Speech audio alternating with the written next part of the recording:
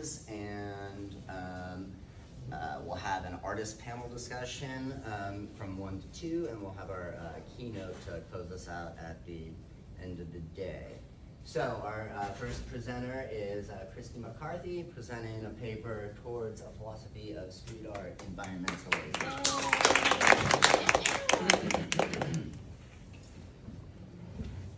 Good morning.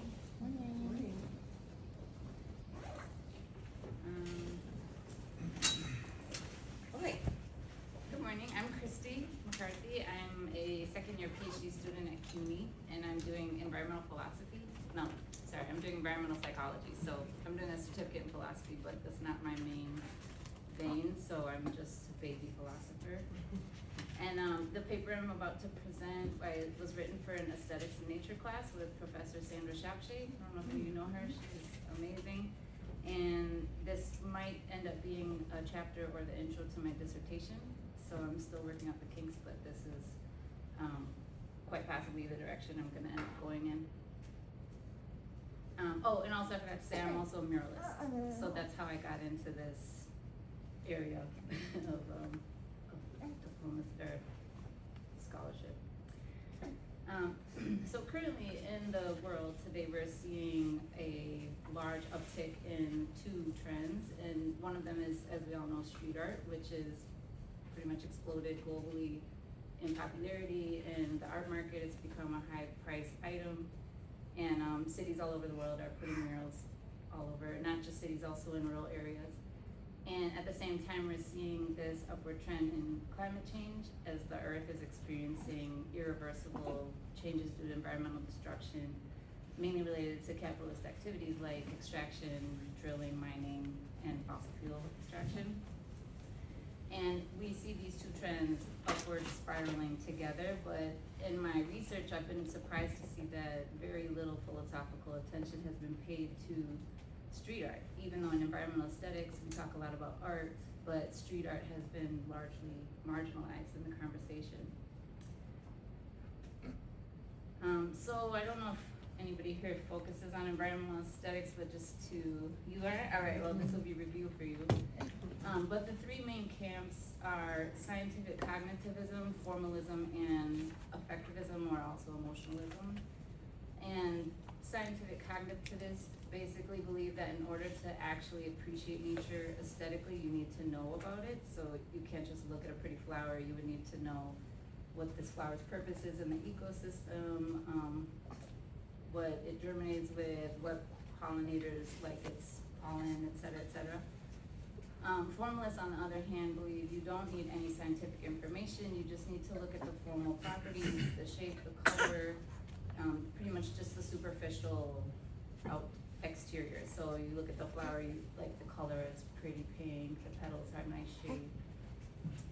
And effectivists or emotionalists, they argue that in order to really aesthetically appreciate nature, you need to only focus on how you feel. So does this flower provoke awe or wonder? Do you feel afraid of it? Or is it making you feel like you're a tiny little human that has no real significance in the world? So each of these camps, they have critiques of each other, but for the purposes of this paper, we're just going to agree that they're all valuable in their own merits. They all have issues in their own right, but in general, you can appreciate nature from any of these three viewpoints. So why does this matter? Who cares why you think something's beautiful? Why do we need to worry about the ways we appreciate nature? And the reason why is because of this dire situation that we're in with climate change. And aesthetics are an important reason of why we protect or preserve something. So if you believe something is beautiful or has value, you're more likely to make sure it survives. This is a lantern fly. Do you guys have these in Georgia? Or wherever you've come from? Do you think it's beautiful? Mm-hmm. I think they're really gorgeous, but they're extremely invasive, and if you see one, you should kill it. So this is just an example of how aesthetics. So moving on, the big situation that we're facing right now is the urbanization of the planet. So as we're moving more and more to urban centers, maybe because climate change has forced you out of your ancestral land, maybe you're going towards the pull of the economic opportunities in city centers. But either way, there's a mass exodus from the rural areas towards the cities. So by 2050, we're probably gonna be about 68% urban as a species. And that also means that we're becoming more and more separate from nature, as the people who live in cities depend on rural areas to get all their resources. Their food comes from there. So we're shipping all of our food away from the nature to the city. And that's creating more of a rift, a metabolic rift, if you will. And so alternatively, people are referring to the era we live in as the Anthropocene, the Capitalocene, or the Plantationocene, which all basically are pointing to the fact that humans are creating these changes in the planet. Why is this important? Because that means that right now more than ever, we really need to find new ways to get people to connect with nature. And also we're gonna need to reach these people where they are, which is gonna be in urban centers. So in academia, we do see a lot of research focusing on street art. It's a hot topic right now. All of you are here because you're studying it. And this is important because it's a really widely used mode of communication between humans all across the world.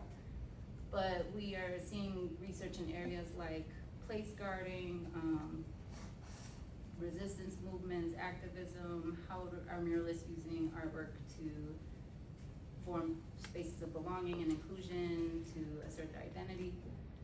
But one way we don't see a whole lot of research with street art is how artists are using it for environmentalism. And there is some research, not to say that there is none, but it's pretty sparse. Like most of it's focusing on the UN Sustainable Development Goals. And there's a few, Springer, for example, is using how we visualize climate futures to reconsider our relationships in a more than human framework. So these are all issues that I'm thinking about as a muralist, as a scholar, thinking in environmental psychology forums, like where there's a huge gap in this area. Now, so I'm not gonna go into, I have a whole section of the paper that goes really deeply into street art. What is it? We all know Riggle's definition of it, Baldini's response, and there's a lot of back and forth of like, how are we defining it? I think we'll probably have some more definitions from you all later in your talks.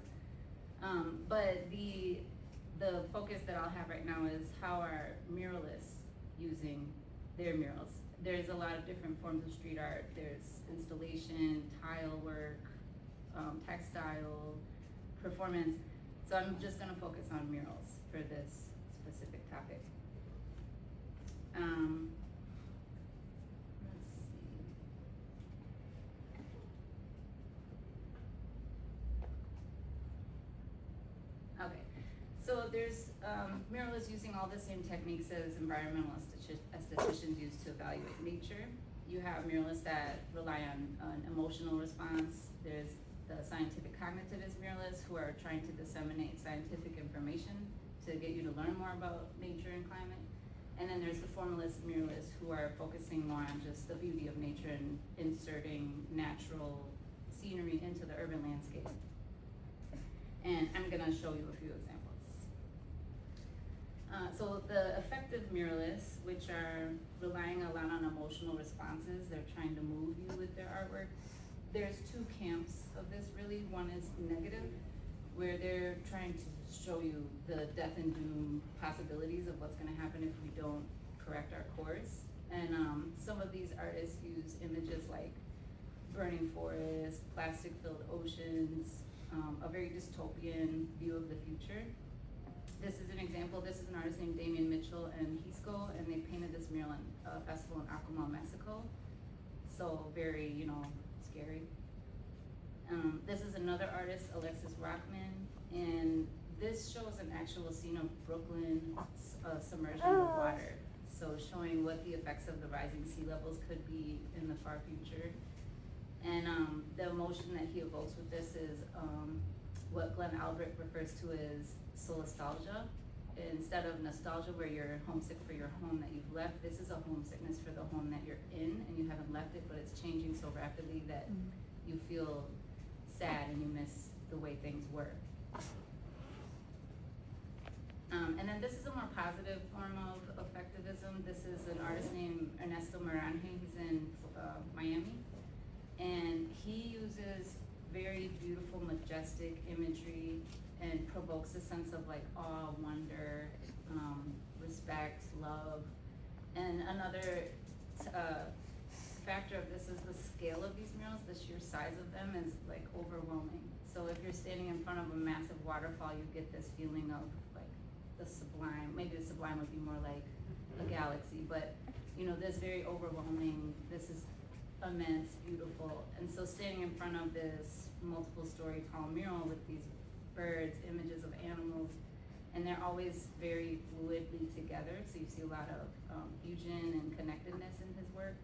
So his emotion that he provokes in you is like curiosity, wonder, and with those emotions will hopefully stimulate some connection with nature. And this is a quick couple of things if you want to look more into this. There's a recent book that came out, Carolyn Fornoff wrote about subjunctive aesthetics. So if any language buffs are in here, subjunctive is the tense that you use when you're talking about like doubt, wonder, and uncertainty in the future. And she's using this framework to talk about Mexican artists. She doesn't refer as much to visual art, definitely not to street art, but she talks about performance. But you could apply this framework to street artwork also. How artists in street murals are using this sense of like what's going to happen in the future, we're uncertain, what could be, what if. And then this on the left is more of the effects of awe. There's a study that was done in 2024 recently, Schaefer et al. And they really broke down like how awe functions, what it does, you experience it, and then there's these outcomes, which is very small, but like increased well-being, reduced stress, and then hopefully some movement of a behavioral change. Okay, so scientific cognitivist muralist. This is an artist named Danielle Mastrione, my best friend. And she's a Brooklyn-based artist. She painted this on the New York Aquarium. And she's, you can't really read these bubbles, but all of them have scientific facts about the ocean, about the amount of plastics in the ocean, the effects it's having on marine life. You can see she's also using a little effectivism by putting the back end of the fish as like a dead fish with plastic in it. And this mural is on the boardwalk of Coney Island, right on the backside of the aquarium. So it's seen by 5 million people a year. It's 150 feet long. It's actually been removed, but it was up for a long time. So a lot of people learned about the ocean by just walking on the boardwalk and passing by this mural. And this is another example. This is the Wild Medicine Eco Project, and they put barcodes on each of their murals. So aside from the formalist properties of these being really beautiful and colorful, they have QR codes that you can scan, and you can learn all about the pollinators, the flora and fauna that are in these murals. They're really beautifully done, and they're all over the place, so they're disseminating scientific information while pleasing you visually. And then the final is formalist muralist, and these are not so much trying to disseminate information, they're not so much trying to, maybe they're trying to make you feel something, but more they're focusing on the beautiful form of nature, the colors, the shapes. This is actually a mural from the Audubon Mural Project, which is happening nationwide, and they paint birds that are on the endangered species list. So each muralist is assigned a bird, and then they paint it. And there's a big concentration of these in Harlem. So that's an interesting topic because of gentrification, but I'll talk about that in a second. And this is a block from my house. I love this mural. It's called Tunnel Vision by Logan Hicks. And it's hard to see, but this is a massive laser cut stencil that he did, and it looks so realistic. You feel like you're in a forest. And there's little birds throughout the mural, but birds actually do sit in this space, so you hear the birds when you're walking through. So you walk out of East Harlem into this jungle, and then you walk back out again to the shopping center. So it's really impressive. And then outside of environmental aesthetics, if we're not talking about effectivism, scientific cognitivism, and formalism, we have muralists who are just like straight up dealing with this narrative of how are we connecting to the environment. And these are like visual storytellers who they cover walls, large walls with these beautiful storytelling murals that show how people and nature connect, how we're a part of this ecosystem. And I like this quote by Crystal Echohawk: if we can change the story, we can change the future. So that's just a little side note because it's not really about environmental aesthetics, but just to show another way that muralists are trying to help us connect more with the environment. Okay, so we can see street art is engaging with environmental aesthetics, so why aren't environmental estheticians engaging with street art? That's my main question. And there are some issues with street art, like I'm sure we've all studied these in the course of our academics, but you know, it's not all just bubblegum and berries, there's some issues. And one of the big issues is, of course, gentrification. And this is on the top of mural, picture of Wynwood Walls in Miami, which has pretty much displaced an entire community with murals come in from all over the country, paint these beautifully technically done murals. They're incredible, but they cause the prices to raise in the neighborhoods, and a lot of people who used to live there can't live there anymore because they can't afford it. On the bottom, we have a mural from East Harlem, and this is a mural that artists created in an anti-gentrification movement to stave off these newcomers that make rents go up. And aquí me quedo in Spanish means I'm staying here, and is covered with imagery that's really significant to the Puerto Rican diaspora that lives in that neighborhood. So street art is intertwined with capitalism in a very sticky way, and it's one of the biggest issues as a muralist that I think about, and I'm sure a lot of you who do research think about this too. One of the big drivers of it has been the creative city status that a lot of cities are striving for, and you have to apply for it and get like UNESCO Creative Cities Network, UCCN status. But basically cities all over the world are trying to make their cities more creative and more artistic, and that will bring in then tourism, which then brings in prices that go up, etc. So real estate developers are really hip to what's going on. They see street art as hot, they know people like it, they know it brings people in, and so they also co-opt it and they use it to art wash neighborhoods where they plaster murals all over, make the neighborhood branded now as like a new up and coming haven for young people, cool people, and then the neighborhood gentrifies rapidly. There's a lot of research about this. If any of you are interested, I just put a couple of studies, Kukla, Miranda, and Pritchard, but there are many studies. That slide's out of place. That's out of place. Let me go back.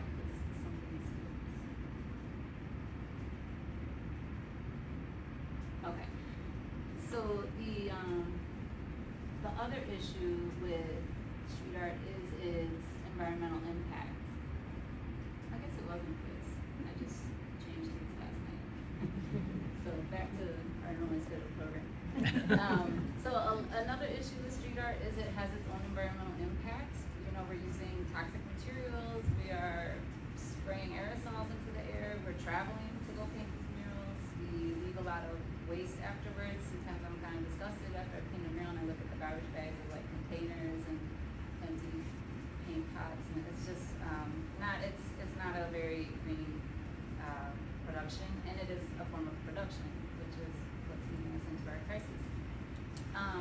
So my response to that would be that there are artists that are trying to deal with these issues and face them head on. There's types of murals that are going up that are eco-friendly, like reverse graffiti, where you clean the wall in the shape of your art. There's moss graffiti, which, to be completely transparent, I tried it, and it is not as simple as just putting moss in yogurt and beer in a blender and then paint it on the wall. That doesn't work. It's very messy. I think you actually have to just like cut turf and glue it to the wall. But it's cool and it's green. And then there's this new cool paint that I saw in Chile, which is actually smog eating paint, and it is using photocatalytic paint. It's like an active component of titanium dioxide, which supposedly will actually turn pollutants into nitrates and carbonates. It's very interesting, and murals painted with this paint will allegedly be the same effect as planting 720 trees. So that's a new thing that's coming out, something to keep your eye on. There's also artists using different types of techniques, like in Portugal you have these two muralists that both have their own eco-friendly. One is Bill's, he will pick at the wall, so he actually uses little tiny explosive techniques, which maybe isn't so eco-friendly, but the original way he's doing it is with a little ice pick. So just like removing pieces of the wall. And then there's Bordalo Dos, and he takes recycled materials, attaches it to the wall, and then paints on it, so it's sort of like a mixed media recycled art sculpture. And they both are environmentally conscious and are trying to raise awareness about, but especially Bordalo Dos. I'm not sure how much Dos is about the environment unless it was portraits, but Bordalo Dos exclusively does animals. So all that to say that, the street art muralism, it's a double-edged sword. It could be used for good or evil, but that's just proof that it's a powerful tool. Like anything that is able to move the masses, the bad people can get it and try to move masses that way too. We've seen that since like World War II. Well, probably since cave times, people are doing that to each other, but that means that if you can use it for bad, you can also use it for good. So more to my point that we should be depending a lot on street art as a form of environmentalism. So the final critique that a lot of people might have about environmentalism, and this is bringing it back to philosophy, is that it is a mediated appreciation. It's not a direct way to experience nature. Critiques of these arts-based or mediated modes of appreciating nature will say that you can't really fully appreciate aesthetically anything in nature without touching it, being in it, smelling it, having the sensory experience of being in it. And that when you appreciate art, you're really appreciating this artist's view of art. They have curated it, they have, changed it to their liking. If you have a landscape painting, they've picked which point you're looking at the landscape from. They might have popped up the trees a little. So it's not a authentic first-person experience. Alan Carlson is a staunch critic of arts-based and mediated modes of appreciating nature, but to him I say, no, you're wrong. Well, no, maybe he is right, but my point is we don't really have time to think about that. Like, we're in an urbanized situation, people can't really be in nature, and those who can, maybe they shouldn't be going there. There's a lot of travel involved with going to nature. Your presence there might impact these systems also. And there's also, this was the slide I forgot. Here it is. So Donna Haraway, amazing feminist theorist, she has a theory called intimacy without proximity, which is that art and science should be together. It's really important that they be together. And one of the benefits of that is that you can have intimacy without proximity and being a presence without disturbing the critters that animate the project, but with the power to confront the exterminations, trashy, greedy practices of global industrial economies and cultures. She has a way with words. So basically you can be in contact and communion with nature without harming that nature if you do it through art. So that's about that. And then there's another aspect of this is environmental statisticians, when they talk about arts-based approaches, they're mostly talking about landscape paintings, portraits, photographs, film, but they don't ever discuss street art, and there are really important distinctions between street art and these institutional or other forms of art. And a big one being it's in the street, so it's accessible 24 hours a day. Anybody can go there and visit it. You don't have to go through a security guard. There's no entrance. There's no hours. And institutions in general have spatial, economic, social, and temporal barriers. And the artwork, when it's brought out into the street, can pass over all these bureaucratic hurdles. The saliency of street art, it's in your everyday life, whether you might see it without even wanting to. It's on your way to work. It confronts you, it interrupts the urban landscape. So all of these things create engagement, and it creates engagement in places that might be unexpected. You might not have wanted to engage, but guess what? You're going to, because there's a 7-foot mural on your way to work, and you're gonna see it unconsciously, you're gonna think about it. And then, like I said, the accessibility to nature is an issue that's a barrier. It's that slide I was looking for. And then the other things about street art is it's equitable as far as the artists. So not only is it accessible to the spectator, but the people producing street art also have the possibility to skip over these gallery hurdles. I know in your talk, the tagging artist mentioned that's their appeal to tagging, is that you don't have to go through a gallery, talk to a curator, you can just go on the street and do it. And of course, there are levels of muralism that are, some are funded, commissioned, they go through ONGs, they're, you know, a little bit less subversive, but there's also this availability of that subversive type of muralism where you do it, you know, without permission, maybe illegally. But either way, there's a lot of different avenues for you to reach a massive public with street art. And it's transnational. It goes all across the world. You might paint this mural, it might last one day, but somebody's gonna take a picture of it. You'll probably take a picture, post it on your medias, TikTok, have it go across the globe. It can live digitally for as long as we have internet. And that also creates this transnational, decentralized environmentalism that goes across borders much easier than we do, especially in these days. And it's a visual universal language. With images, you can talk to people who don't speak your language. So environmentalism being a global topic, we need a global response to it. So lastly, I'll just say that there is some really cool research in this field. This is one, Patrick Wade McInnes recently did an article about the 7th generation image makers, which are an Aboriginal mural making group in Toronto. And he discusses how street art production can create these alternative spaces for resistance to biopolitical power. And he proposes that street art is a valuable form of commenting, especially when it's practiced by Aboriginal and Indigenous artists. And I have one more slide. Let me go back. This is what happens when you do your slides really late at night.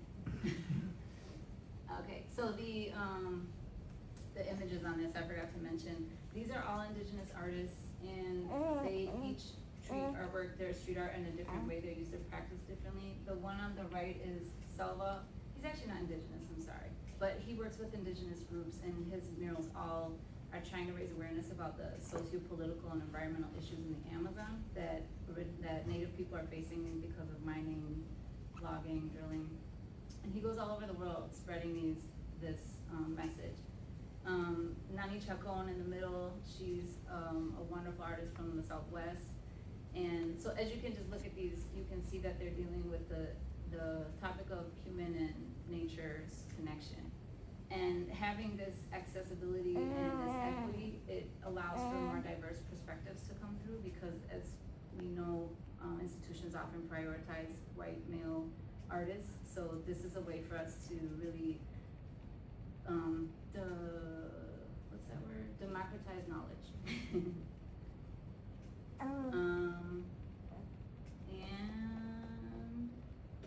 thank you.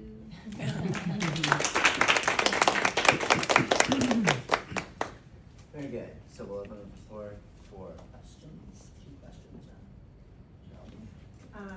This was great. I learned a lot as well. Thank you. Just a real simple question. Are those eco-materials expensive? The folio paint? Yeah. I actually don't know, it's so new. I only knew it because me and my sister were in Chile like a year ago, and I saw a mural that had a little caption that said, "This mural is the same as, cleans the air as much as like 700 trees." And so I Googled it, but other than that, I would have never known about it. Yes, And it's very new. I was just in Toronto for a heavy metal festival, and I saw one of the 7th generation. Oh, really? Mural. Yeah. It's Yeah, really, they're really great. good. Yeah. You should read his paper, that's a really good paper. Yeah, okay, definitely. So you're talking about evoking imagination, and not having to be in the proximity, right, of nature. I'm curious, do you know anything with your psychology background, how, like, the doom kind of murals work versus, in the community versus, like, the more positive one, especially for people who live there and are constantly seeing turtles and fired. Right, like, is that more, do you have any idea or sense of what is more impactful and That- imaginative kind of? Yeah, that's a question I'm actually hoping to focus on, because there isn't really a lot of psychological research. There's tons of research about how art can benefit your wellness, stress relief, having even a painting of nature in a hospital helps people heal faster. Those things are all well documented. But things like that there's big gaps in the research, so that's what this probably will be like my intro to my dissertation. And then ideally what I would be doing is going and doing a study that would compare different murals and see how they're impacting people. But you are right, that mural, it is in Mexico, and there's something I think about when we're, as muralists, where you place your art is really important. Like, do I need to re-traumatize this community who's already dealing with the fact that they can't access their beach because they've all been privatized, that there's like a turtle population that's dwindling, they have their environmental issues right there. Do we need to paint a mural of it for them? So where do you wanna place those death and doom murals? Well, if you get answers, I'd be curious to follow you, because in video games, there's a similar thing with murals and environmentalism. People who play video games are okay with murder, we're okay with all sorts of things, but don't show us what's happening to the planet. Oh, Typically. So I feel like there's some overlap here, and Yeah. psychology is not my thing. So anyway, I will be following the research. Yeah, I'll keep it public for you. Thanks. It was really, really interesting. So this is going to sound more like a comment. So the question is, do you think this makes sense within your framework? You stress how the history and the qualities of the materials that are employed to make murals that deal with environmental issues and more generally, environmental art. You stressed how those materials and their history matter to our assessment of the work. There is some work that has been done on this. I think there's a paper by Ted Nanicelli. And while listening to your talk, I started thinking that maybe your case studies also provide reasons to make a similar argument concerning the community of makers. Mm-hmm. So it seems perhaps that if you're making environmental art that is also some street art, or art that can be connected to this tradition of street art, we can of course debate about how this connection is going to work. Mm-hmm. It seems that in that particular case, since there is a special link between the identity of the people who want to make their voice heard in the street and the work, also the makers play a role in our assessment of the work. So maybe the identity of the makers of works that deal with the environment and are in the street is another aspect that we are supposed to take into account when we appreciate those works as art. Definitely. So what's the stance of those people towards environmental issues? Are they just, painting nice murals? So yeah, the question is, do you think this makes sense in the context of this project? 100,000%. I should say this paper was originally twice as big, and I had to cut it in half for the conference, which, as you know, is very hard to decide what's gonna be trim. But I had a whole section about how another thing that makes street art different from other art is that a lot of time the art is being produced in the street and it takes time. So you have this really direct communication between the artist and the community, where you have a chance to talk to the artist, meet them. The artist has a chance to really be in the space, meet the community. And so one of the biggest, this might be like a little adjacent but still directly relevant, is that community and unity between people is really the way we're gonna solve this problem. It's like one of the biggest hurdles we have to get over is all the division between us as people. And so having this way to really connect with people, it's not only gonna help with the climate crisis, but it could also help us with tons of other crises that we're having across the world: war, famine, capitalism, really requires you to have this like distance from, you can't be friends with the people you're exploiting and, you know, making their lives miserable, so you have to have this distance. The more you bring people together and create this sense of unity, then you're definitely gonna have a stronger resistance to the issue. And on top of that, a lot of the muralists who paint, some of them, like I said, formalist muralists might not necessarily be like, I'm gonna go fix climate change, but you do have, there's obviously some sort of a subjectivity to environmentalism if they're painting all these natural elements. So the mind state of the artist is also really interesting too. Some are much more explicitly an activist towards, I wanna help the environment, and others are less, but that is a good question, is how much does their intention matter? Is the intention really that important for the impact? Because after they do finish painting, they're gone, and we don't know what their mindset was, we just have their work and we're left to interpret it. Yeah, but maybe not just the intention, but you know, the fact of making the work, how is it integrated with other things they're doing in their life, like actions, Yes. because you know, intentions. Yeah, well, like for sure those Who muralists knows? that are trying to do like moss graffiti, reverse, they're definitely like very intentional, like even my process, my everything about my art is gonna be environmentally friendly, but others might just be like, I like flowers, I'm gonna fly to France on this jet and, you know, stay in a, you know, Yeah. spend the hotel and throw my litter in the street, paint pretty flowers, so there's a spectrum for sure within the artist. But another thing that I forgot to mention, or I didn't forget, I had to cut it, is the participatory process of murals. I'm a community engaged artist myself, so your talk was like that mural collective, very much up my alley. I do a lot of projects like that with youth in New York. And those processes are also really important, having the community be a part of the creation of the design of the painting itself, not just like seeing an artist and talking to them, but being able to walk by and say, you know, like that lantern came out of a conversation that we had, a ritual that we did, and it was important to me, and that's my phase. Those things really deepen the impact of street art also. So I have a whole paper to write, you guys.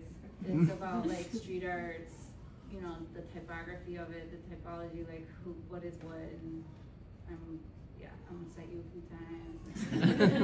It's coming in like 2 years. Katie, then Nick, and then Mary. I was wondering, you know, the conference of parties that, you know, happens annually, they also bring in artists. I was wondering what your thoughts are, you know, because it's very much geared towards environmentalism. Have you looked at the art that they, you know, the artists that they bring in? Have you looked at all of that? And specifically, like, it's in a global, you know, arena where it's speaking to something that's a little bit more localized. So have you looked at all at What is it, the conference of parties? Yeah, like COP26, COP27, COP28. I actually don't know what that is. Oh, okay, I need to we'll look talk it up. after. Yeah, let me know, cause you said it yesterday and I was like, cop. Yeah, it's a global conference of parties that's typically like all of your heads that are like making promises about the climate and what advances they will do for the year. And so a lot of times it's you know, like the year COP28, it was in UAE, and so they made a lot of promises about like not using fossil fuels, even though that's where their major moneymaker is. Anyway, but they do bring in artists, which I think is a very interesting aspect that might be something that you'd be interested in. It is, yeah, it is. I mean, well, like I said, art is co-opted by every movement, and Yeah. you know, there's a lot of research about greenwashing and like using these green narratives to really do other things underneath it and make it look like it's really friendly for the environment. And so, flying in artists from all over the world is maybe not the greenest way to do that. They could also look for local art. But yeah, that would be my opinion, is they should also try to think about the different ways that they're having environmental impacts during their activism or their process of trying to fight against climate change. But I would like to hear more about that. Awesome, we'll chat. He left, so. I think I was next. Yeah. So thanks. By the way, did you do that? Yes. That's incredible. That's Yes, amazing. thank you. Yeah. That's my, like, one Bob Ross mural. I had a lot of fun painting I that. think it's much better than Bob Ross, even though No. I'm a fan of Bob Ross. So I was thinking about, you know, that stat about urbanization that just like kind of blew my mind. What is it, like? 68% by 2050. Yeah, this just, and also just the from whatever 750 million to like 4 billion or whatever it is. Yeah, and mega cities are becoming more common too, just Yeah, massive sprawls. So obviously, like, people are urbanizing and collecting in you know, concentrated, more dense areas, and I was sort of thinking about that in relationship to gentrification, which just seems in some ways inevitable, given that stat. Mhm. And it made me think about the ways in which street art both sort of helps communities cohere, Mhm. but also, you know, helps gentrifiers gentrify. Yeah.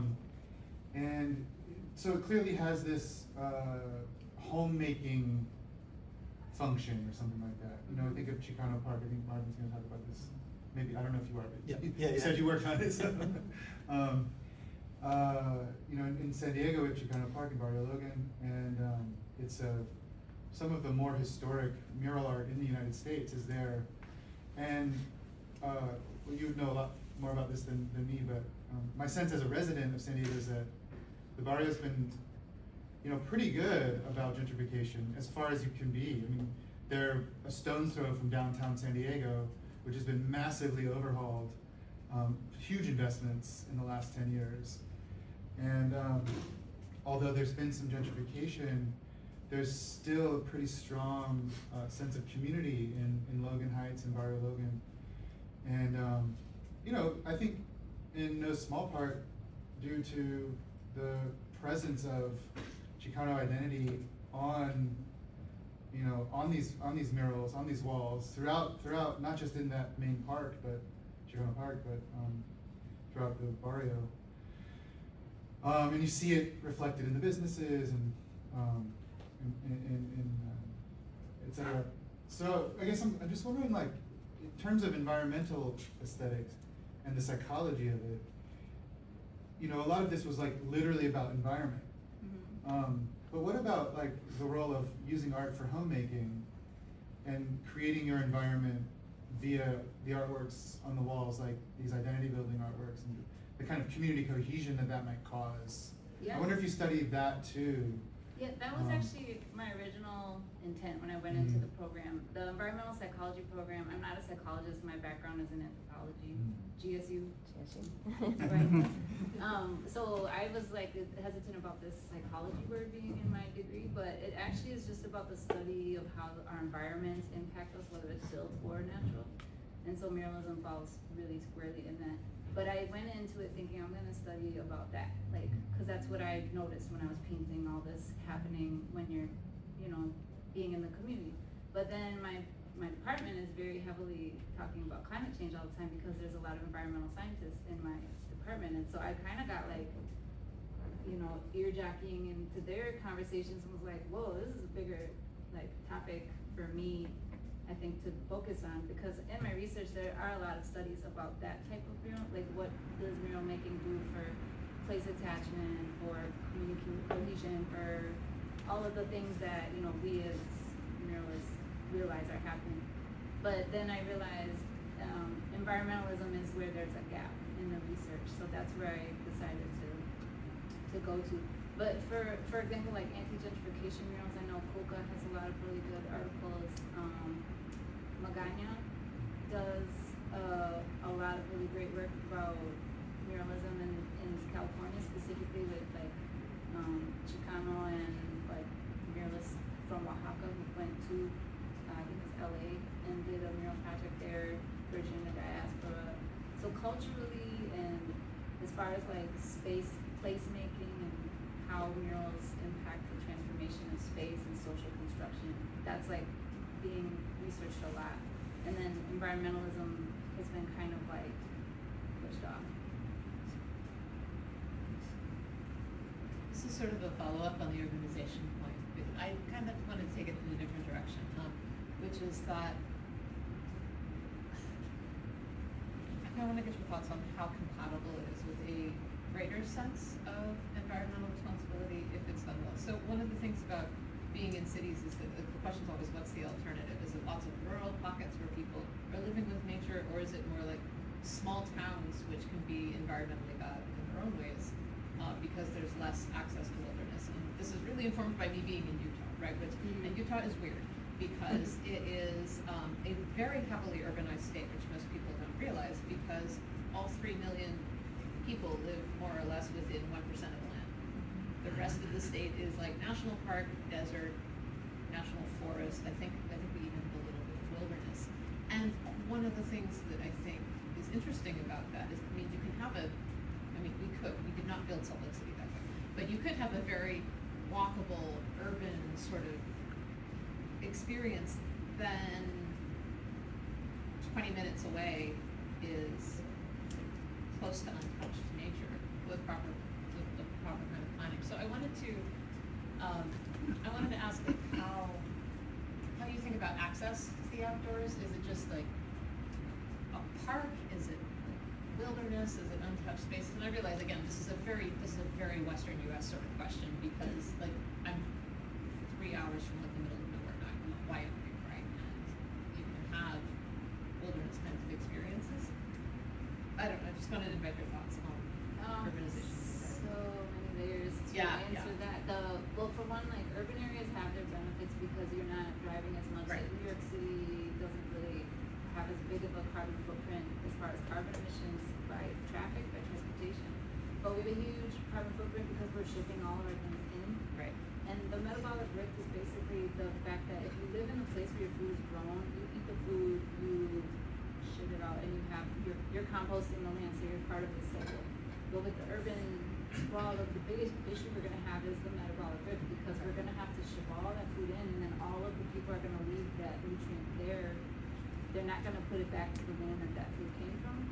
So all the nutrients that you excrete from your body will just go into the sewage, which becomes contaminated waste. Meanwhile, the soil that produced all the food that you just ate is depleted, and so to replenish that soil, we have to do chemical fertilizers. And so to produce, it's like we're just making more problems. So the cities have one benefit, but then they have this downside. And then the urban areas, of course, they can be part of the system, but then they're also having to drive a lot more. They're having to ship in other things that they can't get, like driving to the doctor. You're not gonna have a big hospital. So it's like game if you do, game if you don't. You're gonna have to figure that out. And then the other thing is there is really no such thing as wilderness anymore.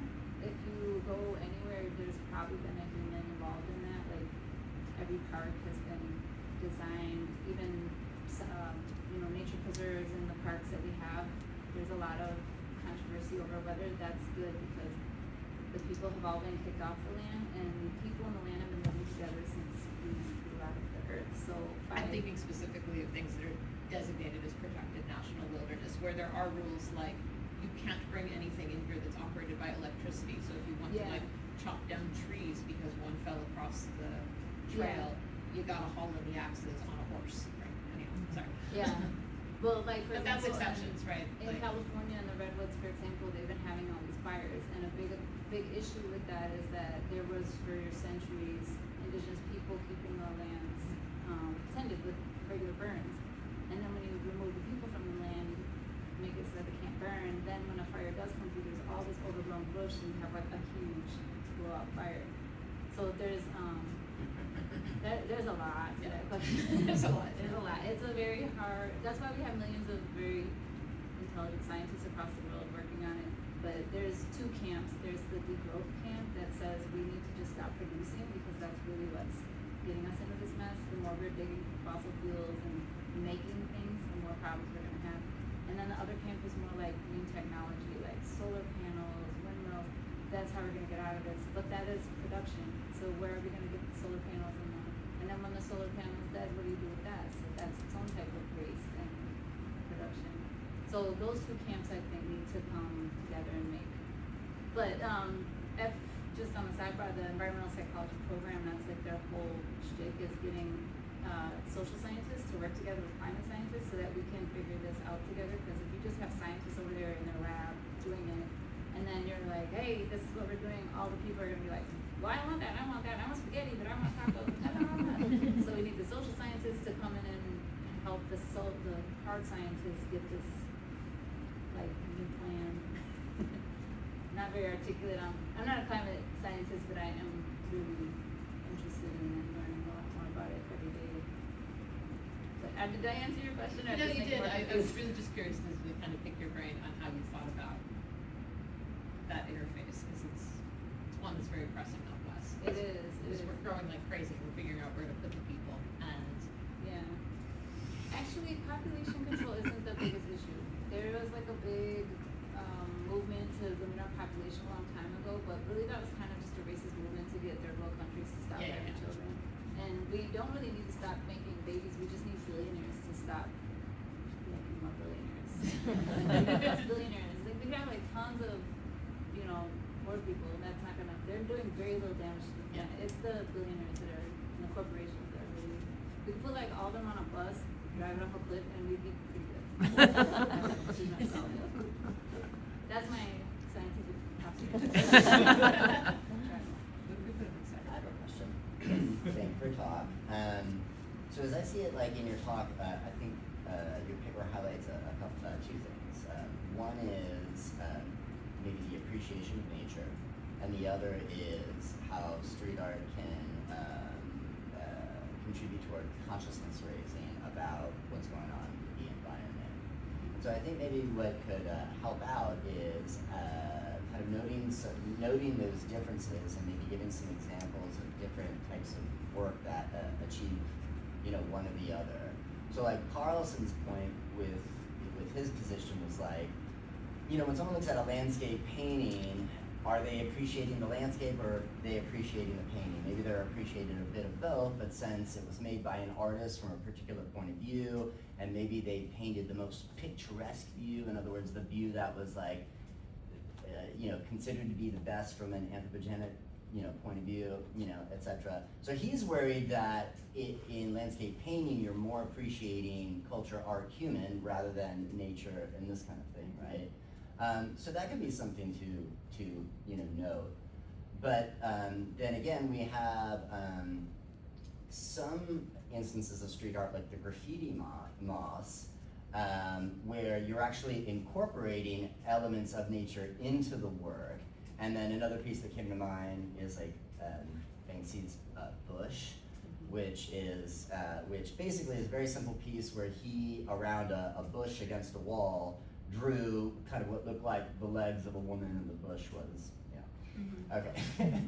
So, and then there are other pieces that come to mind that like respond to natural elements. And then we have something like, the murals, which could be like about nature, but they don't really like incorporate anything of nature.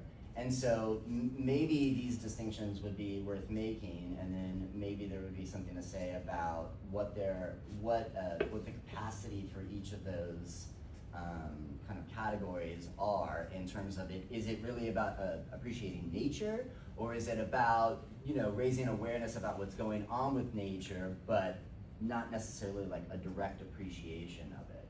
Because environmental aesthetics has always suffered this ambiguity of like, wait, are we talking about nature aesthetics, or are we talking about that environment out there in the cityscape? Yeah, I mean, for me also, scientific cognitivism, I wonder what's aesthetic about that. Like, if we're just talking about, like a lanternfly, for example, I'm aesthetically appreciating the colors of it, it's beautiful, but knowing that it's invasive, what's aesthetic about that knowledge? Like, is it, do you know what I mean? Yeah, I think he would say scientific knowledge could give you some clues about why the butterfly looks like that, but also he's kind of a contextualist, so we could appreciate how can we appreciate the butterfly apart from its context? But in this context, it's invasive, but in another context, it wouldn't be. So I think he would say that the science part of it can inform us about what's invasive, and that's going to condition how we evaluate it. Even further layering it though, who's to decide what's worth, like if the lanternfly comes and it takes over this ecosystem, who's to say that ecosystem is more valuable and we should kill this fly so that it doesn't, it's survival of the fittest, but which side do we choose? The lanternfly is invasive, it's gonna take over, it's I think the sap from a certain tree that it's eating. So we're gonna kill all these lanternflies to protect this tree. But if we weren't here to stomp on those lanternflies, wouldn't they just do it on their own? And we would have a new ecosystem come up around this new abundance of lanternfly. So there's all these little layers of taking the anthropocentric view and then trying to take the where do I take myself out and just let nature be nature and run wild? How much human intervention is creating this like absence of wilderness in Yeah. the world? In some cases, I think it depends on why the invasive animals are there. Were they brought there by Yeah, humans, by or did ships. did that come about naturally? And I think he might also say, and other people might say, like Emily Brady might say, like, if we're faced with a dilemma between individual animals or even like a species of animals and like an ecological system, we should prefer the ecological system because it's a more kind of supportive. It's a system, so it supports a lot of other kind of like biotic life, and if the butterfly doesn't belong in that system, then it threatens that system. So I think some people would prefer preserving the integrity and stability of ecosystems to Yeah. like individual animals. All big thoughts. Yeah. Friday morning. Who else has a question or comment? We've got a few minutes left. Yes. I just wondered how maybe studying this program and like kind of seeing these different perspectives on environmentalism and climate change, how's it affected your own work as a muralist? Yes, definitely. Well, before I even started this program, I was already doing some murals about environmentalism. And then learning what I've learned has, I think, made me feel the fire underneath me. I know that as a muralist, my role is really important. All artists have a really important role, and it's power. Our art is power. Art is communication. Communication is power. It's what unites people. So I know that as a muralist, if I have this ability, I need to use it to help somehow. So knowing now what I know, I'm focusing my practice much more heavily on environmental issues and the underlying issues that are contributing, which is late-stage capitalism, neoliberalism, this dualistic mentality of man, nature, culture, nature, thinking that all these things are separate, and learning more about other knowledge systems that aren't Western are really informing my practice a lot more. So it's been, I think, what was missing, because I was always focusing a lot on culture and on like identity and elevating women and things like that, but now I'm realizing there's this whole larger scheme that should be addressed a little more explicitly. And that's also why I got into academia, because I feel like that was what was missing in my practice, was I'm painting, and when can I sit down and like write and process all of this? So taking a little time with this program is really helpful. Plus, you can't mural forever, like my body, I can't hurt your back, so I might only be an armchair muralist from now on, or digital muralist. So I think a lot of your work has also incorporated nature and environment and people, you know, like, if you haven't seen her work, please go and look at her website. Yeah, thank Kristy you. McCarthy. It's Yeah, just I'm always- amazing stuff all over the world too. So. Thank you. Cassie was my professor. She's actually why I'm here. I Yeah, was- here at Georgia Sate, yeah. Yeah, GSU. Okay, any All other right. questions? Any